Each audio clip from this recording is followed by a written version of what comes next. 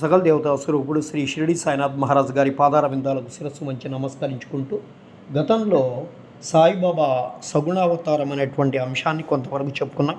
ఒక్కొక్కప్పుడు అందరినీ బాబా ప్రేమతో చూసేవారు, వారు దూషిస్తూ ఉండేవారు.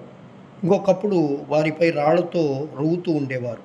మరి ఇంకొకప్పుడు వారిని ప్రేమతో అక్కున చేర్చుకొని ఎంతో నెమ్మదితోనూ శాంతంతోనూ ఓరింపుతోనూ సంయమముతోనూ వ్యవహరిస్తూ ఉండేవారు. బాబా ఎల్లప్పుడూ ఆత్మానుసంధానమునందే మునిగి ఉండేవారు.